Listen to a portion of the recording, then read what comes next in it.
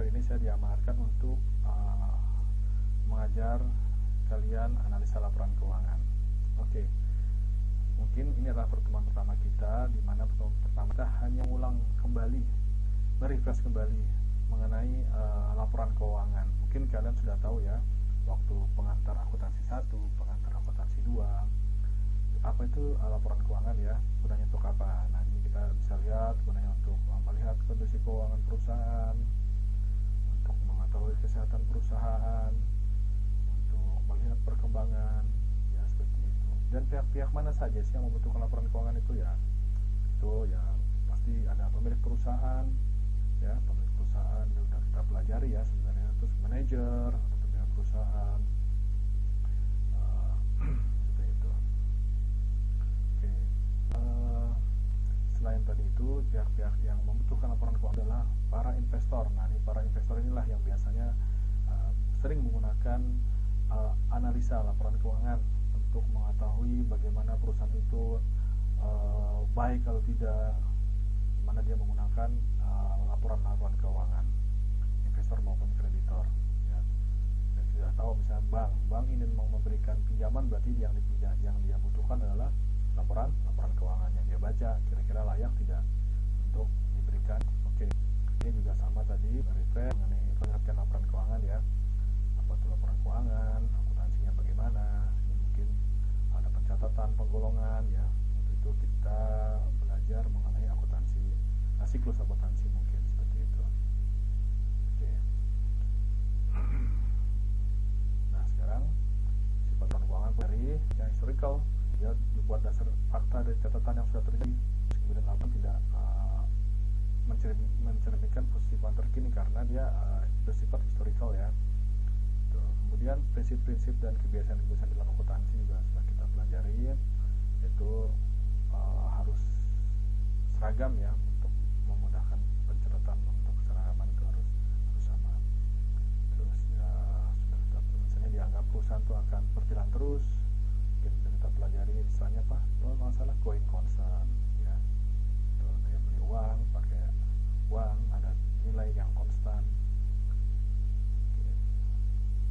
Tapi di intinya di sini yang kita pelajari nanti pelajaran laporan keuangan adalah bagaimana kita bisa membaca dari tiap-tiap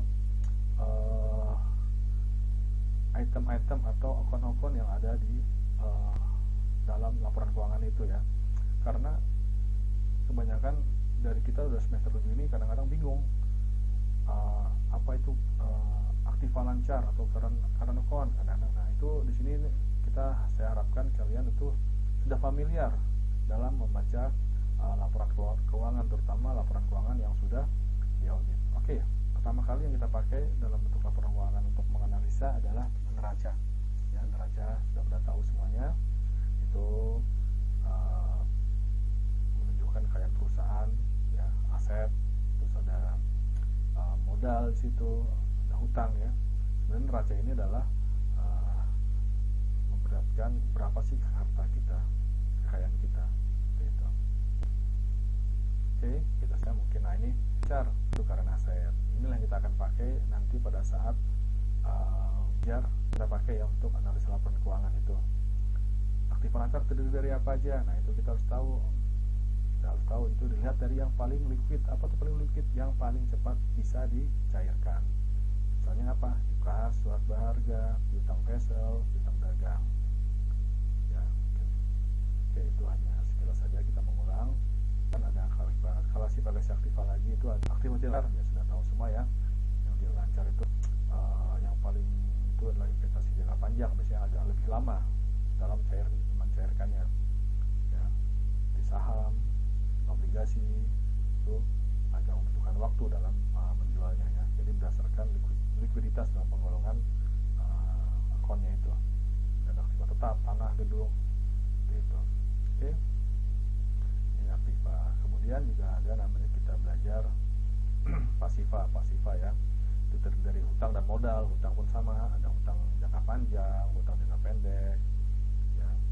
Itu yang kita gunakan untuk nanti menganalisanya. Mungkin kalian terus tahu misalnya hutang lancar, apa bahasa Inggrisnya itu current liability. Oke.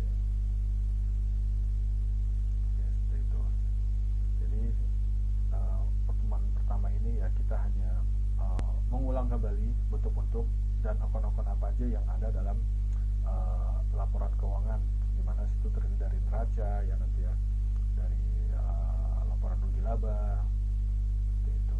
Saya rasa tidak banyak dalam materi ini yang bisa saya berikan. Mungkin nanti kita lebih banyak di forum diskusi ya. Mungkin forum diskusi itu nanti kita juga akan ada tanya jawab, di mana kalian bisa lebih tahu lebih mendalam untuk mengetahui apa itu bentuk laporan keuangan. Oke. Kita cukup sekian ya. Oh ya, ini mungkin kita biar nggak lupa nih bentuk-bentuknya ini ada nih bentuk laporan neraca ya, kontrol nih seperti ini. Mungkin kalian bentuknya sama kan, aktiva lancar, utang lancar, kas bla bla bla bla, yang total aktiva total utangnya hanya mengulang kembali. Oke. Bentuk vertikal ya, sama bentuk vertikal, tapi lebih sering orang menggunakan bentuknya bentuk kontrol gitu. Oke, saya rasa cukup sekian untuk pertemuan 1. Mungkin nanti lebih jauhnya kita bisa melakukan di forum diskusi untuk bertanya jawab. Terima kasih, mudah-mudahan dapat sedikit membantu video ini. Saya ucapkan mohon maaf bila ada kekurangan. Assalamualaikum warahmatullahi wabarakatuh.